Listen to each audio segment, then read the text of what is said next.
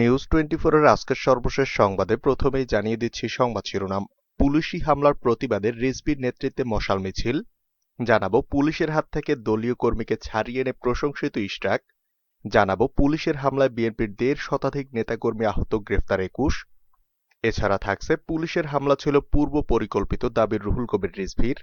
জানাবো বিএনপির কারণে গণতন্ত্র বারবার হোঁচট খাচ্ছে, বললেন সেতুমন্ত্রী। এছাড়া জানাবো আওয়ামী লীগের বিদায় ঘণ্টা বেজে গেছে, মন্তব্য আমির খসরু মাহমুদ চৌধুরীর। থাকছে ধুনটে আওয়ামী লীগের দুপক্ষের সংঘর্ষে আহত ২৫ এবং সবশেষে রয়েছে চারঘাটে পোস্টার লাগানো নিয়ে আওয়ামী লীগ বিএনপির সংঘর্ষ, আহত ১১। পুরো খবর পেতে ভিডিওটি শেষ পর্যন্ত দেখুন। সর্বশেষ সংবাদ পেতে চ্যানেলটি সাবস্ক্রাইব করুন। এবার বিস্তারিত। বিএনপির প্রতিষ্ঠাতা ও সাবেক প্রেসিডেন্ট জিয়াউর রহমানের খেতাব বাতিলের প্রতিবাদে রাজধানীর জাতীয় প্রেস ক্লাবের সামনে বিএনপির সমাবেশে পুলিশের হামলার প্রতিবাদে বিক্ষোভ মিছিল করেছে বিএনপি। শনিবার সন্ধ্যার পর রাজধানীর মহাখালী চেয়ারম্যান বাড়ি থেকে বনানী পর্যন্ত এই বিক্ষোভ মিছিল অনুষ্ঠিত হয়। মিছিলে নেতৃত্ব বিএনপির সিনিয়র যুগ্ম মহাসচিব অ্যাডভোকেট রুহুল কবির রিজভী। এ সময় মহানগর বিএনপির নেতা তারিকুল ইসলাম তেনজিং, গোলাম কিবরিয়া, ফারুক আহমেদ, সুমন সহ স্বেচ্ছাসেবক দল ও ছাত্র দলের নেতাকর্মীরা মিছিলে ছিলেন। পুলিশের হাত থেকে দলীয় কর্মীকে ছাড়িয়ে এনে প্রশংসিত ইশরাক। পুলিশের হাত থেকে দলীয় কর্মীকে ছাড়িয়ে এনে সামাজিক যোগাযোগ মাধ্যমে আলোচিত হয়েছেন অবিভক্ত ঢাকার সাবেক মেয়র বীর মুক্তিযোদ্ধা সাদেক হোসেন খোকার ছেলে ও বিএনপি নেতা ইঞ্জিনিয়ার ইশরাক হোসেন। শনিবার দুপুরে জাতীয় প্রেস ক্লাবের সামনে বিএনপির প্রতিবাদ সমাবেশের শেষ পর্যায়ে পুলিশের সাথে বিএনপির নেতাকর্মীদের সংঘর্ষ বাধে। এ সময় সকল পর্যায়ের নেতাকর্মী দৌড়ে পালালেও নিজের স্থানেই অবস্থান করে স্লোগান দেন ইশরাক। পরে পুলিশ লাঠিচার্জ করলে ইশরাককে নেতাকর্মীরা প্রেস ক্লাবের ভেতরে নিয়ে যাওয়ার চেষ্টা করে। এ সময় আহত ৩৯ নং ওয়ার্ড ছাত্রদলের যুগ্ম আহ্বায়ক আকাশ চৌধুরী ইমনকে পুলিশ গ্রেফতার করে নিয়ে যেতে চাইলে ইঞ্জিনিয়ার ইশরাক হোসেন তাকে দৌড়ে গিয়ে পুলিশের হাত থেকে ছাড়িয়ে নেন। পরে তার নিজের গাড়িতে করে আহত নেতাকর্মীদের হাসপাতালে নিয়ে যান এবং সেখানে সকলের চিকিৎসার খোঁজখবর নেন এবং সকল নেতাকর্মীকে নিরাপদে বাসায় পাঠিয়ে তিনি হাসপাতাল ত্যাগ করেন। এরপর থেকেই সামাজিক যোগাযোগ মাধ্যমে আলোচিত হন ইঞ্জিনিয়ার ইশরাক। আজ প্রেস ক্লাবে বিএনপির শান্তিপূর্ণ সমাবেশে মাফিয়া তন্ত্রের পুলিশ বাহিনী যখন হামলা চালাচ্ছে সবাই দৌড় দিলেও ইশরাক ভাই দাঁড়িয়েছিলেন। তার একটা কর্মী পুলিশের হাতে থাকা পর্যন্ত সে ওখান থেকে আসতে চায়নি, তাকে জোর করে ভেতরে নেওয়ার চেষ্টা করা হচ্ছিল। পুলিশের উপর্যুপরি লাঠির আঘাত সহ্য করেই কর্মীদের ছায়া দিচ্ছিলেন। এক পর্যায়ে তাকে ভেতরে নেওয়া হলো। তখনও একজন কর্মী পুলিশের হাতে আটক অবস্থায় একের পর এক লাঠির আঘাত সহ্য করছেন, মাথা ফেটে রক্ত ঝরছে। সেই কর্মী ইশরাক ভাইয়ের দিকে তাকিয়ে চিৎকার করছে, ইশরাক ভাই তাকে ফেলে নিরাপদে যান নাই। আবারও দৌড়ে আসেন পুলিশের লাঠি বৃষ্টির নিচে। সেই আহত কর্মীকে পুলিশের হাত থেকে কেড়ে নিয়ে ভেতরে যেই বসে থাকেননি, সেও আহত অবস্থায় তার কর্মীদের নিয়ে ছুটে গেলেন ঢাকা মেডিকেলে। এ বিষয়ে জানতে চাইলে ডিএসসিসিতে মেয়র পদে নির্বাচন করা ইঞ্জিনিয়ার ইশরাক হোসেন নয়াদিগন্তকে বলেন, আমি বিশেষ কিছু করেছি বলে মনে হয় না। ওই ছেলেটি আমার পাড়ার ছেলে, সে রাজনীতির সাথে যুক্ত ছিল না। আমাকে দেখে উদ্বুদ্ধ হয়ে রাজনীতিতে এসেছে, তাকে এভাবে ফেলে রেখে তো আমি যেতে পারি না। আমার জীবন যদি চলেও যায়, আমার নেতাকর্মীকে অনিরাপদ রেখে আমি যেতে পারি না। এটা আমার কাছে নেতা হিসেবে রাজনৈতিক দায়িত্বের চাইতে বড় নৈতিক দায়িত্ব বলে মনে হয়। পুলিশের হামলায় বিএনপির ১.৫ শতাধিক নেতাকর্মী আহত, গ্রেফতার ২১। বিএনপির শান্তিপূর্ণ সমাবেশ চলাকালে দলীয় নেতাকর্মীদের উপর পুলিশ হামলা চালিয়েছে বলে অভিযোগ করেছেন দলটির সিনিয়র যুগ্ম মহাসচিব রুহুল কবির রিজভী। তিনি বলেন, পুলিশের হামলায় ১৬০ জনের বেশি নেতাকর্মী আহত হয়েছেন। সমাবেশ থেকে গ্রেফতার করা হয়েছে ২১ জন নেতাকর্মীকে। শনিবার বিকেল ৪:৩০টায় নয়াপল্টনে দলীয় কার্যালয়ে জরুরি সংবাদ সম্মেলনে তিনি এসব অভিযোগ করেন। রিজভী বলেন, বিকেল ৪:৩০টা পর্যন্ত প্রাপ্ত তথ্য মতে পুলিশের হামলায় আহত হয়েছেন ১৬০ জনের অধিক নেতাকর্মী। এ সময় ২১ জনের অধিক নেতাকর্মীকে পুলিশ গ্রেফতার করেছে। আজ জাতীয় প্রেস ক্লাবে বিএনপির কেন্দ্র ঘোষিত শান্তিপূর্ণ প্রতিবাদ কর্মসূচিতে পুলিশ বিনা উস্কানিতে হামলা চালিয়ে গুরুতর আহত করে বিএনপির ভাইস চেয়ারম্যান অধ্যাপক ডাক্তার এজেডএম জাহিদ হোসেন, সহ সাংগঠনিক সম্পাদক অ্যাডভোকেট আব্দুস সালাম আজাদ, নির্বাহী কমিটির সদস্য নাজিম উদ্দিন আলম, সহ তথ্য বিষয়ক সম্পাদক আমিরুজ্জামান শিমুল, কৃষক দল কেন্দ্রীয় কমিটির সদস্য শফিকুল ইসলাম, ছাত্রদল মহানগর উত্তরের নেতা সাজ্জাদ হোসেন রুবেল। এছাড়াও পুলিশের আক্রমণে ও প্রচণ্ড লাঠিপেটায় গুরুতর আহত হয়েছেন জাতীয়তাবাদী তাঁতি দলের আহ্বায়ক আবুল কালাম আজাদ, মাসুদুর রহমান মাসুদ সহ অনেকে। রিজভী বলেন, দেশে এখন বর্তমান অবৈধ সরকারের আদিম হিংস্রতা শুরু হয়েছে। আজকের ঘটনায় আবারও প্রমাণিত হলো আওয়ামী গুন্ডাশাহের রাজত্ব কত ভয়ঙ্কর। শান্তিপূর্ণ সমাবেশের উপর পুলিশের এই হামলা ছিল পূর্ব পরিকল্পিত।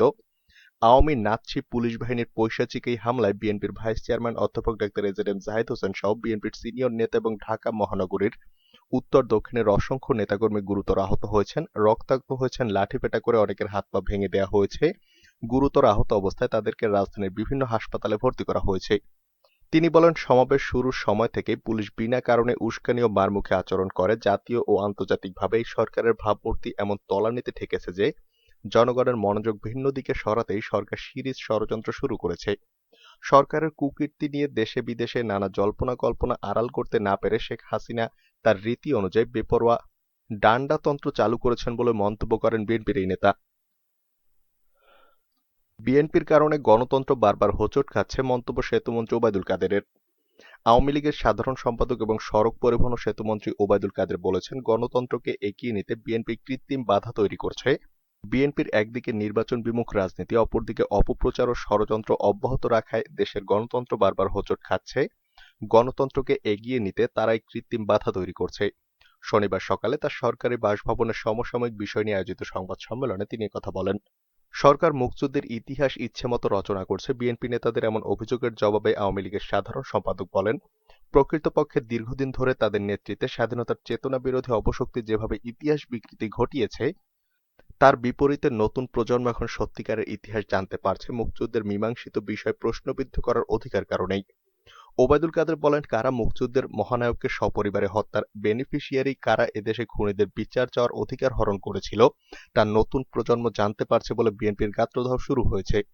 তিনি বলেন, বিএনপি এদেশের স্বাধীনতার ইতিহাস বিকৃতির জনক। বিএনপি মুখোশের আড়ালে স্বাধীনতা বিরোধী উগ্র সাম্প্রদায়িক গোষ্ঠীর এজেন্ডা বাস্তবায়নের পৃষ্ঠপোষক। আগামীকাল সারা দেশে চতুর্থ ধাপে ৫৫টি পৌরসভা নির্বাচন অনুষ্ঠিত হবে। এই বিষয়ে আওয়ামী লীগের সাধারণ সম্পাদক বলেন, শেখ হাসিনা সরকার জনগণের মত প্রকাশের স্বাধীনতায় বিশ্বাসী এবং গণতান্ত্রিক মূল্যবোধের প্রতি শ্রদ্ধাশীল। আওয়ামী লীগের বিদায় ঘণ্টা বেজে গেছে। বিএনপির স্থায়ী কমিটির সদস্য আমির খসরু মাহমুদ চৌধুরী বলেছেন, আওয়ামী লীগ সরকারের বিদায় ঘণ্টা বেজে গেছে। আল জাজিরা ক্ষুদ্র একটি অংশ প্রকাশ করেছে, এতেই ভয় কম্পন শুরু হয়েছে সরকারের। প্রকাশিত প্রতিবেদনের বিষয়ে সরকারের পক্ষ থেকে একটিও সদুত্তর পেলাম না, তারা শুধু প্রত্যাখ্যান করেছে। সাবেক রাষ্ট্রপতি জিয়াউর রহমানের বীর উত্তম খেতাব বাতিলের প্রস্তাবের প্রতিবাদে কেন্দ্রীয় কর্মসূচির অংশ হিসেবে চট্টগ্রামে বিএনপির বিক্ষোভ সমাবেশে প্রধান অতিথির বক্তব্যে তিনি এসব কথা বলেন। সভায় সভাপতিত্ব করেন মহানগর বিএনপির আহ্বায়ক ডাক্তার শাহাদাত হোসেন। বিশেষ অতিথি ছিলেন বিএনপির কেন্দ্রীয় সাংগঠনিক সম্পাদক মাহবুবুর রহমান শামীম। শনিবার সমাবেশ চলাকালে নগর বিএনপির কয়েকজন নেতাকর্মীদের মধ্যে হাতাহাতির ঘটনা ঘটে। এ সময় মঞ্চে প্রধান অতিথির বক্তব্য রাখছিলেন আমির খসরু মাহমুদ চৌধুরী। পরে বিএনপি নেতাদের হস্তক্ষেপে পরিস্থিতি স্বাভাবিক হয়। ধুনটে আওয়ামী লীগের দুপক্ষের সংঘর্ষে আহত ২৫। বরগুনার ধুনট উপজেলায় আওয়ামী লীগের দুই পক্ষের মধ্যে পাল্টাপাল্টি ধাওয়া, ইটপাটকেল নিক্ষেপ ও সংঘর্ষের ঘটনা ঘটেছে। এতে উভয় পক্ষের অন্তত ২৫ জন আহত হয়েছেন। শনিবার বেলা ১১টার দিকে ধুনট উপজেলা পরিষদ সড়কে এ ঘটনা ঘটে। আহত ব্যক্তিরা হলেন উপজেলা যুবলীগের সভাপতি মতিউর রহমান, সাংগঠনিক সম্পাদক সুজাউদ্দৌলা, উপজেলা ছাত্রলীগের সভাপতি জাকারিয়া খন্দকার, বঙ্গবন্ধু সৈনিক লীগের সাধারণ সম্পাদক আব্দুল্লাহ হারুন, পৌর যুবলীগের যুগ্ম সম্পাদক আব্দুস সত্তার ও যুব শ্রমিক লীগের সাংগঠনিক সম্পাদক শাহিনুর আলম। প্রাথমিকভাবে আহত অন্যদের নাম জানা যায়নি। ধুনট থানার ভারপ্রাপ্ত কর্মকর্তা কৃপা সিন্ধু বালা বলেন, খবর পেয়ে ঘটনাস্থলে পুলিশ পৌঁছে পরিস্থিতি নিয়ন্ত্রণ করতে ফাঁকা গুলির রাবার বুলেট নিক্ষেপ ও লাঠিপেটা করে। পরিস্থিতি নিয়ন্ত্রণ করতে গিয়ে পুলিশের ৫ সদস্য আহত হয়েছেন। শহরে অতিরিক্ত পুলিশ মোতায়েন করা হয়েছে। চারঘাটে পোস্টার লাগানো নিয়ে আওয়ামী লীগ বিএনপির সংঘর্ষ, আহত ১১। রাজধানীর চারঘাটে ২৮ ফেব্রুয়ারি অনুষ্ঠেয় পৌরসভা নির্বাচনের পোস্টার লাগানোকে কেন্দ্র করে আওয়ামী লীগ ও বিএনপি সমর্থকদের মধ্যে শনিবার সংঘর্ষের ঘটনা ঘটেছে। এ সময় তাদের মধ্যে পাল্টাপাল্টি ধাওয়া ও ককটেল বিস্ফোরণের ঘটনা ঘটে। এছাড়া আওয়ামী লীগের সমর্থকেরা চারঘাট প্রেস ক্লাবে হামলা চালিয়েছেন বলে অভিযোগ পাওয়া গেছে। পরিস্থিতি নিয়ন্ত্রণে আনতে রাজশাহী থেকে অতিরিক্ত পুলিশ পাঠানো হয়। হামলায় চারঘাট উপজেলা ছাত্রলীগের সভাপতি সহ অন্তত ১১ জন আহত হয়েছেন। পুলিশ বর্তমান মেয়র ও বিএনপির প্রার্থীর বাড়িতে অভিযান চালিয়ে মেয়রের আত্মীয় স্বজন সহ ৪ জনকে আটক করেছে। সংঘর্ষের পর চারঘাটে থমথমে অবস্থা বিরাজ করছে। আহত ছাত্রলীগ নেতা আল মামুনকে রাজশাহী মেডিকেল কলেজ হাসপাতালের ৩১ নম্বর ওয়ার্ডে ভর্তি করা হয়েছে। বাকিরা প্রাথমিক চিকিৎসা নিচ্ছেন। আল মামুন প্রথম আলোর কাছে দাবি করেন, তিনি বিএনপির কর্মীদের ছুড়ে মারা দুই দিক থেকে ধারওয়ালা এক ধরনের অস্ত্রের আঘাতে আহত হয়েছেন। বিএনপির কর্মীরা ককটেল ও গুলে ছুড়েছেন বলে দাবি করেন তিনি। বিএনপির কর্মীদের হামলায় তাদের মোট ৪ জন আহত হয়েছেন। তিনি ছাড়া অন্যরা প্রাথমিক চিকিৎসা নিয়েছেন।